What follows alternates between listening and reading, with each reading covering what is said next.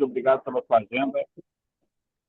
E ele foi criado como um think tank para a equipe da Coluna Esplanada, para a gente ouvir pessoas experientes dos setores do jornalismo e da publicidade. Em cima da comunicação, vamos abrir em breve para outras classes, né? Então, a sua presença hoje é uma honra presente, porque você é um profissional que virou um amigo, é um profissional que eu já conheço há muitos anos, desde quando eu vim para Brasília, e você tem se destacado, depois que saiu das redações, do setor da assessoria de imprensa e também como consultor de imagem e consultor para gestão de crise, né? E você já atendeu grandes empresas, algumas personalidades aí do setor de mercado. Eu queria, então, abrir a pergunta, falando com você dessa chave, dessa guinada que você virou, da redação para a assessoria de imprensa. Qual foi o maior desafio? E hoje, como consultor de imagens, já tratamos aqui de casos que eu sei, e você sabe, o que você vê de tão diferente hoje, né, nessa guinada que você deu na sua carreira, de sair de um lado do balcão para o outro, que a gente chama, né, no bordão. Legal. Bom, obrigado, Mazini, Isabelle e a... Me desculpa, esqueci aqui. Carolina. Carol, que está Carolina. escrito coluna Esplanada.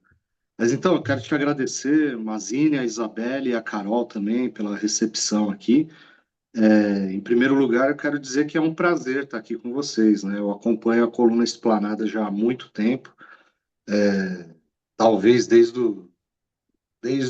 próximo ao início, como o Mazini colocou, a gente se conheceu por causa do trabalho, né? Na época, nós dois atuando como jornalista, e para mim é uma felicidade ver o crescimento da coluna, a expansão da coluna, como um veículo de credibilidade, alcançando cada vez mais cidades, né? Hoje tem uma capilaridade gigantesca no Brasil, incluindo os veículos mais importantes de cada região do Brasil, e isso com certeza é graças ao seu trabalho, à sua credibilidade, à sua ética jornalística, e é uma felicidade mesmo ver esse sucesso da coluna.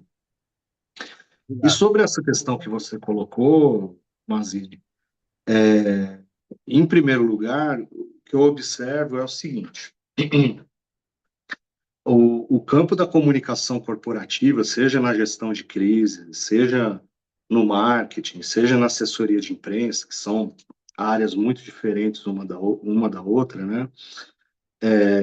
Em quaisquer que sejam, em qualquer área que for da comunicação corporativa, a gente está falando de um campo de trabalho muito diferente do jornalismo, ainda que seja assessoria de imprensa, né? O assessor de imprensa ele convive no mesmo ambiente, basicamente, que o jornalista. Ele lida com jornalistas todo dia, e o jornalista lida com assessores todo dia. No entanto, a ética da profissão, no sentido da prática, né, a ética no sentido de ser a prática do dia a dia, é muito diferente. Primeiro que o seu objetivo tem que ser outro. E se a gente não entender isso, não dá nem para sair do lugar, né? Nem no jornalismo, nem na assessoria de imprensa. É muito comum que os profissionais da área de assessoria de imprensa sejam formados, tenham estudado jornalismo, tenham passado por redações, mas é outra profissão. Primeiro, você tem que ter a lealdade com o seu cliente. E isso muitas vezes esbarra no fato de você ter limites que são diferentes do jornalismo, né? Em vários livros consagrados assim da área acadêmica em relações públicas, a profissão inclusive é retratada tendo como cerne no enquadramento das situações. Qual enquadramento você quer dar para aquela situação? Que é semelhante com o processo que tem o jornalismo, quando o repórter, o editor vão escolher o lead da notícia.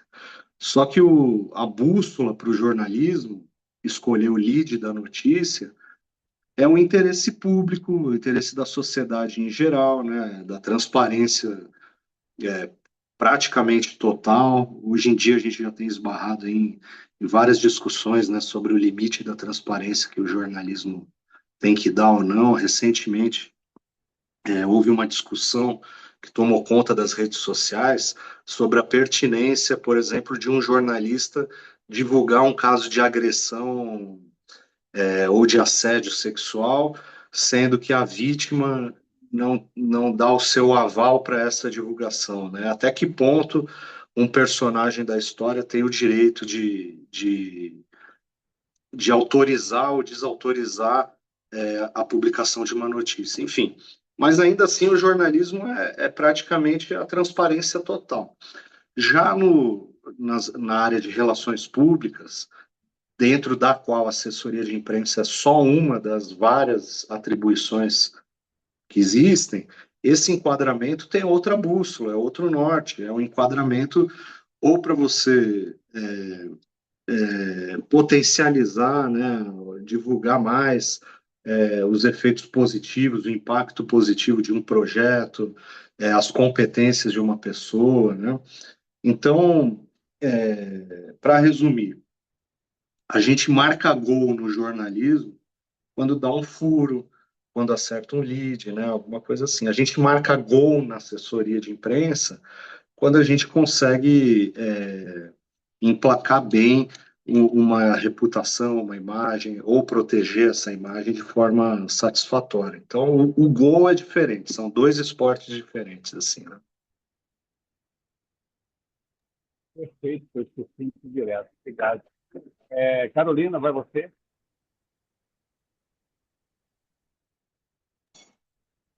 Olá, Fábio. Fábio, assim, partindo para esse lado de crises, né, de gestão de crise e tudo mais, vamos falar um pouquinho, assim, na sua opinião, quais são as crises que você acha mais tranquilas de lidar e as mais complexas, e como você, né, o profissional, deve se portar diante de ambas as crises? Obrigado, Carol. Essa pergunta aí é interessante porque ela aparece bastante assim no nosso dia a dia, né? Tanto dentro da empresa, a gente discute isso muito, os clientes colocam essa questão para a gente também, aqueles que procuram nosso serviço para saber como funciona. O fato há crises de maior e menor repercussão, mas a importância das crises, ela é muito parecida, né? Tem com leves nuances, porque geralmente a gente está falando da vida da pessoa, uma carreira que ela construiu durante tanto tempo, que ela se esforçou, que ela sonhou para construir. Então, por menor que seja a repercussão da crise, ela tem uma importância que não se traduz assim em valor financeiro, não se traduz em um montante que a gente possa comparar. É fato que há crises de menor repercussão, como eu coloquei. Hoje, com o avanço aí das novas tecnologias, né? Imagina, poucos anos atrás, 15 anos atrás, 16 anos atrás,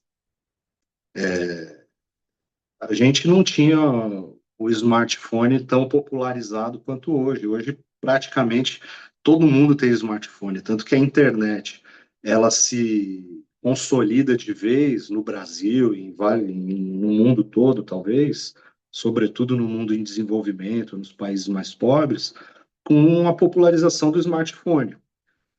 E o que que isso quer dizer? Isso quer dizer que a informação passou a circular muito mais rápido, né, chegar a muito mais pessoas.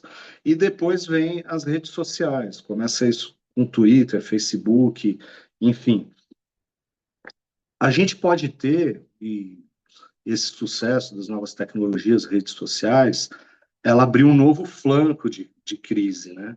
Mas, sem dúvida nenhuma, as crises que alcançam níveis de repercussão muito maiores, que têm um impacto muito maior de mídia, que atinge muito mais pessoas, ainda são as crises que estão no noticiário, que são noticiadas pelo jornalismo, que são investigadas pelo jornalismo, né? Essas crises que começam na imprensa ou que começam na rede social e depois são repercutidas pela imprensa, são as crises de maior repercussão, sem dúvida alguma. Não quero descartar aqui um caso que fique restrito às redes sociais e atinja grande proporção. Isso acontece bastante, né? Geralmente alguma celebridade, assim, que tem de nicho, né? Hoje a gente tem os influencers aí de bairro, de cidade, enfim, que possivelmente são crises que dificilmente vão terminar sendo notadas pela imprensa nacional, sobretudo, ou mesmo pela imprensa estadual, mas que atingem grandes proporções na rede social. Agora, em termos de comparação, de forma muito objetiva, a gente ainda pode dizer a imprensa é onde a crise cresce de forma muito maior, tem um impacto muito maior ainda. Isabel, pode puxar. Olá, Fábio, tudo bem? Então, continuando nessa gestão de crise, eu tenho uma dúvida que você liderou, né, a estratégia de imprensa para o maior acordo judicial do Brasil, dos planos econômicos. Como foi o processo de planejamento para uma situação tão complexa e de uma grande repercussão? Bom, obrigado, Isabelle. Tanto nesse caso quanto em todos os casos que envolvem um processo judicial, envolvem um planejamento, um plano econômico, né, um projeto que envolve estimativas econômicas, enfim, ou qualquer área que seja técnica, eminentemente técnica, e que vai além da comunicação, vai além do entendimento da situação comunicacional, o que a gente precisa? Em primeiro lugar, uma troca muito grande com os assessorados, com o cliente. Por quê? Na medida em que o consultor, o assessor de comunicação, no nosso caso, na área de relações públicas, entra com o conhecimento dessa área de comunicação, é preciso também mergulhar naquele universo e entender o que está sendo discutido, o que está sendo dito, né? Então, nesse caso, por exemplo, foi muito importante o conhecimento dos documentos do caso, o esclarecimento das dúvidas que a gente teve, que foram muitas, né? Imagina a gente pegar uma peça judicial de um caso que está há décadas, né, travado na justiça brasileira. Para entender aquilo, a gente teve que ler bastante, tirar as dúvidas, praticamente fazer uma entrevista, né, com os clientes. E durante um determinado período de tempo, muitas dúvidas novas apareceram. E com o tempo, aquilo lá foi sendo dirimido e a gente foi dominando mais o assunto. Foram alguns anos de trabalho até que o acordo pudesse ser viabilizado, né? E nesse caso aí, a estratégia de comunicação foi crucial, porque quando a gente foi procurado, ali por volta de 2016, o caso já estava algumas décadas correndo. Vamos lembrar que esse caso dos planos econômicos, ele começa na na virada dos anos 80 para os anos 90. O que aconteceu? A poupança das pessoas foi corrigida por um índice menor do que o que deveria ter sido. E isso gerou, tempo depois, uma enxurrada de ações, ações coletivas, ações individuais. Então, realmente eram milhares, talvez milhões de ações na justiça. E havia uma narrativa que interessava, né, na época, aos bancos, que era a seguinte, que equacionar esse problema poderia, poderia custar um valor tão alto que ameaçava o sistema financeiro, o sistema bancário nacional, podia ter uma quebra geral, né? Havia um estudo na época de uma consultoria muito séria, inclusive, que estimava esse acordo aí na casa aí dos centenas de bilhões. E e quando a gente entrou no caso, então, o contexto era totalmente desfavorável a qualquer desfecho, seja por sentença judicial e muito menos por acordo, não havia nenhum contexto para negociação, enfim.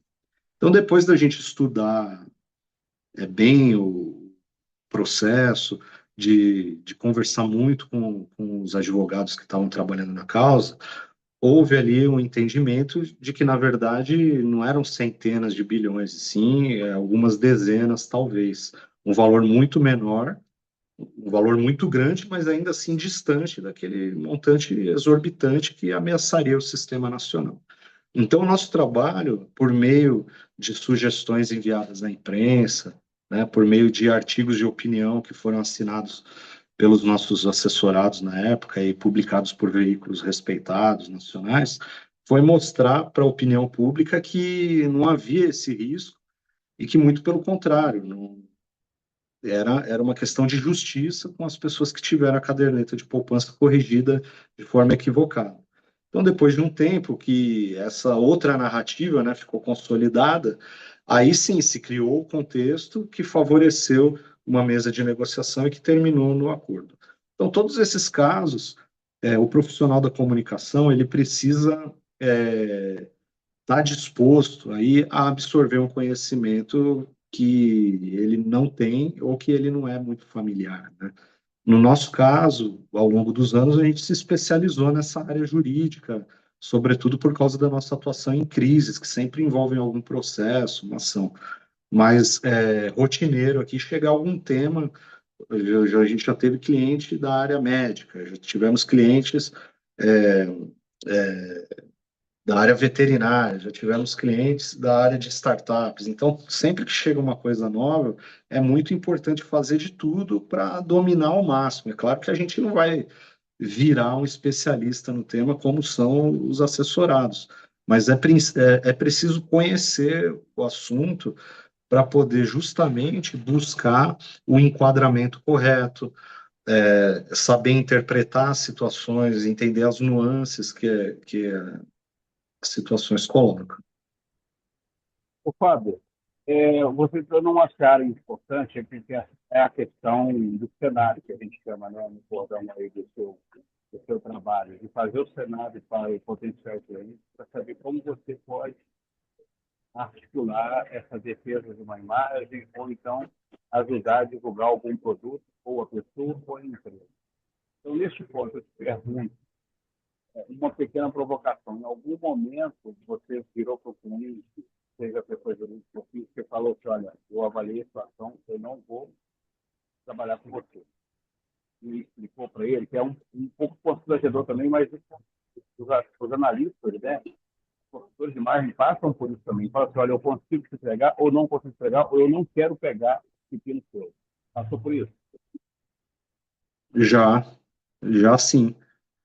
Hoje a Novo Selo tem 9 anos e é uma empresa jovem, ao lado de várias empresas grandes e consolidadas que existem no Brasil, que são referência para a gente, inclusive, mas é um período em que a gente já pôde vivenciar bastante coisa, assim.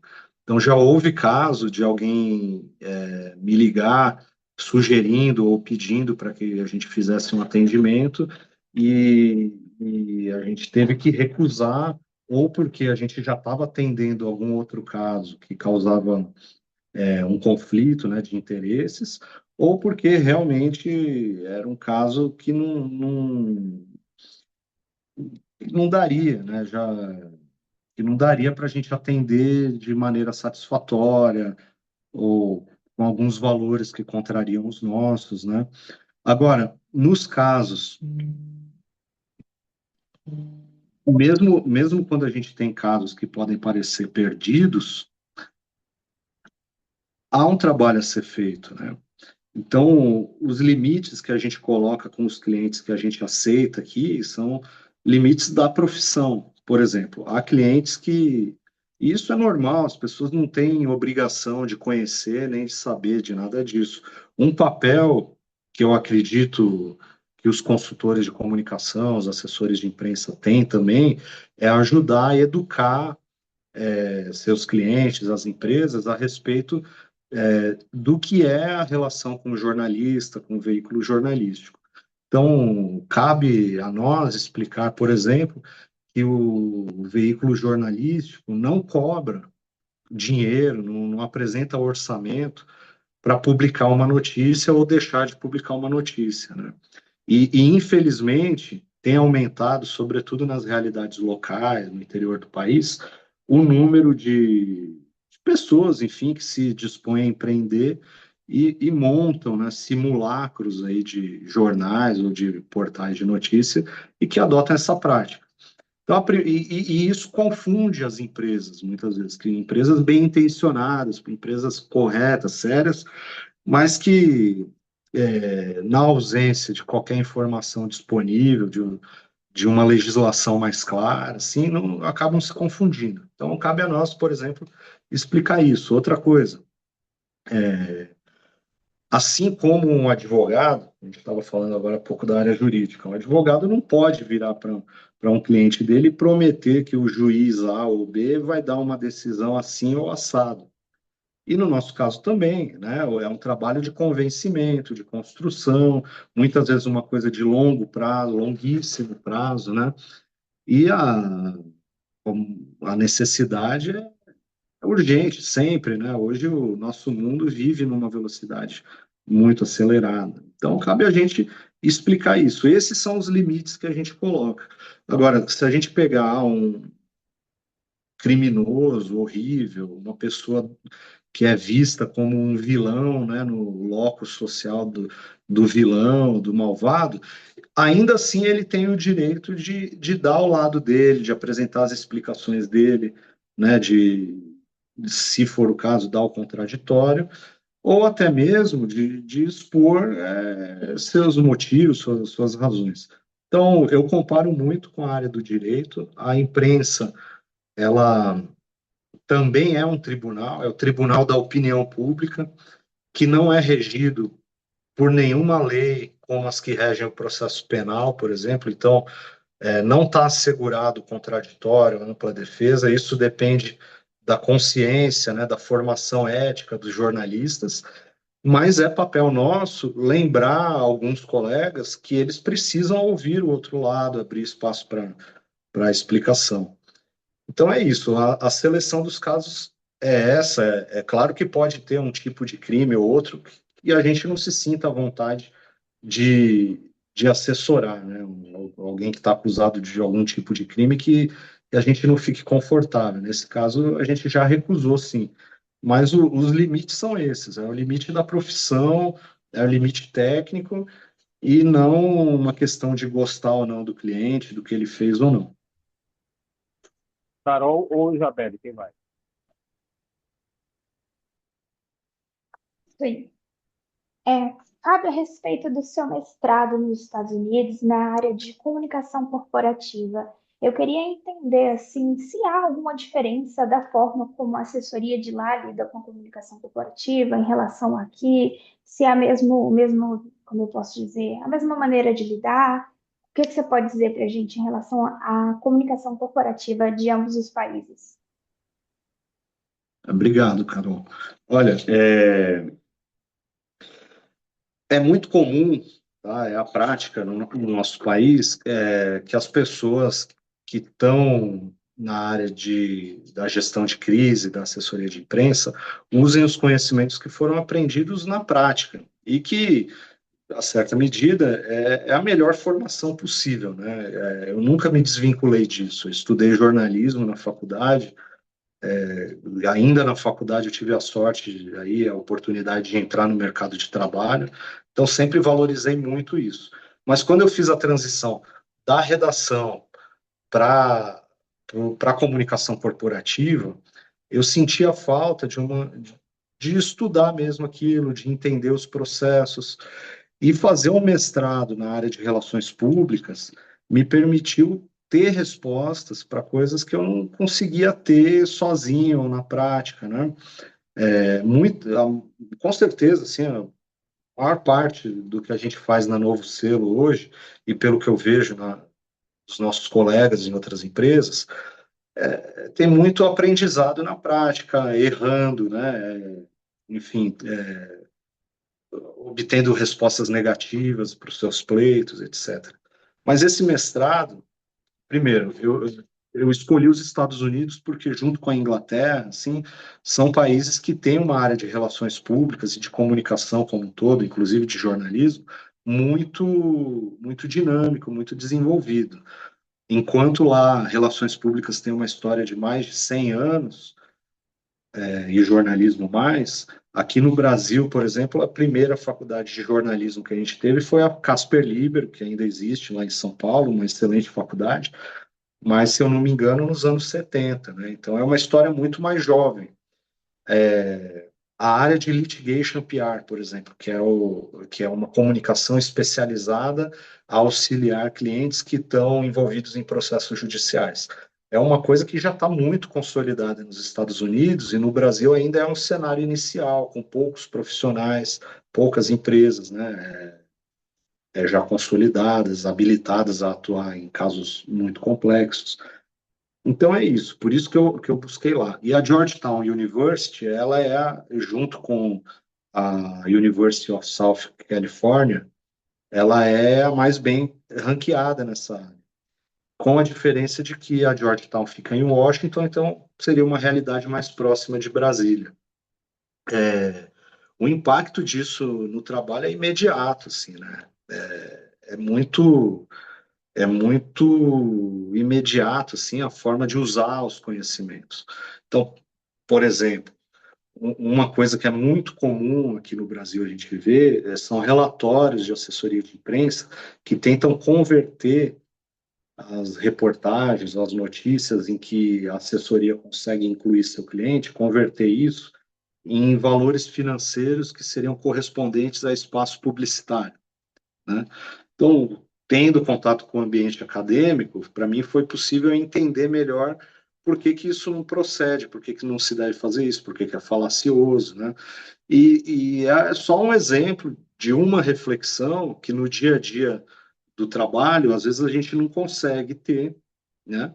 Mas que quando a gente tenta se aprofundar no universo acadêmico, a gente entra em contato. E é um viés, né, da universidade americana para esse tipo de mestrado, aliar o mercado com o mundo acadêmico também. Fábio, então, Bom, então, quais são os... Isabelle, é a última pergunta, tá? Que a gente está com 4 minutos, tá? Só para você controlar o tempo. Vamos lá. Tudo bem. Quais são os principais desafios para empresas e líderes, em termos de comunicação atualmente? O maior desafio é atuar na prevenção das crises e na proteção da própria reputação, que infelizmente é um valor que os empresários, os líderes, só reconhecem neles mesmos quando acontece uma crise. Hoje, mais de 95% dos nossos clientes para a gestão de crise, que é um dos produtos que a Novo Selo oferece, 95% nos procura quando a crise já aconteceu, já está acontecendo, certo? Com certeza é um ramo de atividade muito lucrativo para a agência que trabalha em gestão de crise. No entanto, se a gente olhar para a sociedade, para o mercado, né, o mercado que eu digo para a economia, seria muito mais interessante que as empresas olhassem para isso antes da crise acontecer, para que elas pudessem preservar a reputação, e isso com certeza tem um impacto depois no resultado financeiro também. Nem sempre é fácil de perceber esse link da reputação preservada, reputação sólida, bem construída, né?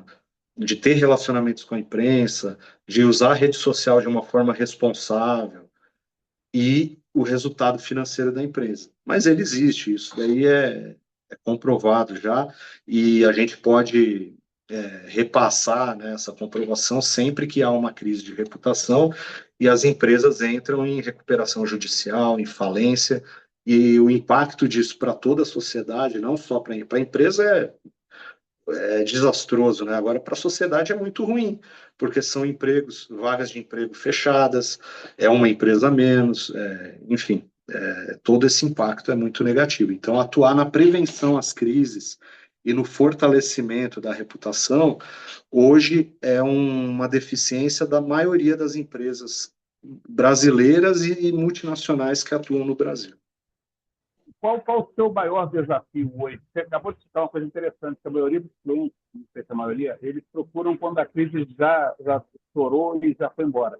E muitas vezes eles podem prever, ou prever que a bomba vai estourar, ou trabalhar isso bem antecipadamente. Esse é o maior desafio, ou não, quando você lida com o cliente.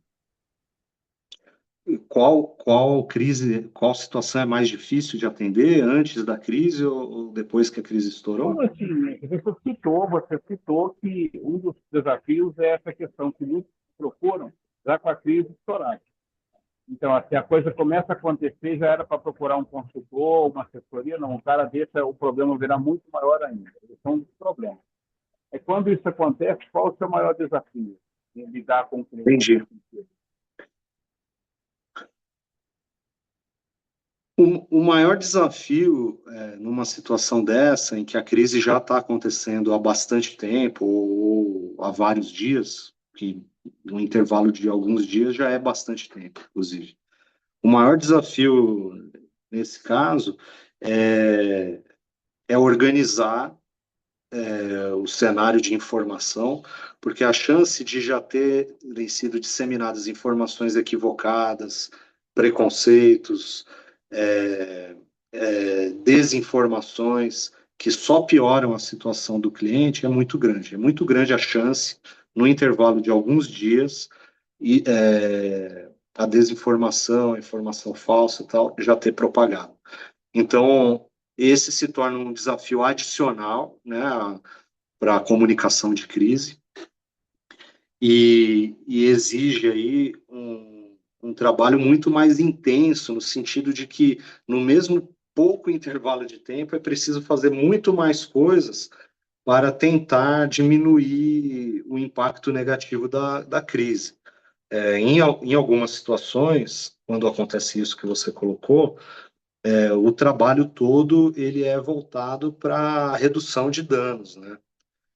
Quando a gente pode olhar a crise, quando a gestão da crise acontece desde o início ou desde antes, a gente pode olhar uma crise que eclode como uma oportunidade até de reforçar os aspectos positivos que uma pessoa ou uma empresa tem, porque ali ela pode adotar atitudes para se redimir, para compensar o seu consumidor, para enfim, para evitar a repetição do erro dali para frente. E essas são situações que, apesar de negativas, oferecem a oportunidade também de realçar aspectos positivos de uma reputação, sobretudo de uma empresa, né? Agora, quando a crise já está andando, virou uma bola de neve, o problema já aumentou, então, aí, na maior parte das vezes, o trabalho acaba sendo apenas de redução de danos, o que já é bastante coisa, uma vez, como eu acabei de colocar, a crise pode comprometer seriamente aí o resultado financeiro também e acabar com o negócio, né? Bom, Fábio, olha, o tempo passa muito rápido, né, cara? Nem parece. A gente fica É. Um conversando, né? A minuto é gente uma não consegue. eternidade. Exatamente. Para a TV, então, não é o caso aqui, que é streaming, né? Mas, igual na TV, né? Um minuto é uma eternidade. Olha, eu agradeço a sua atenção, a sua agenda corrigida, por ter preparado uma sexta-feira agitada aí na empresa para a gente conversar um pouquinho, passar um pouquinho da sua experiência para a gente. Estou muito feliz também, muito obrigado pela introdução que você fez falando do meu imenso trabalho. Eu estou muito feliz também que você sendo profissional, você está sendo um exemplo para todos nós, para a garotada que está sendo na Obrigado. faculdade, e seus colegas, tá bom? Até a próxima, então, vamos marcar Obrigado. mais vezes. Vamos. Obrigado, Tchau, foi um Marlene. prazer. Foi um prazer também conhecer a Isabelle, a Carol.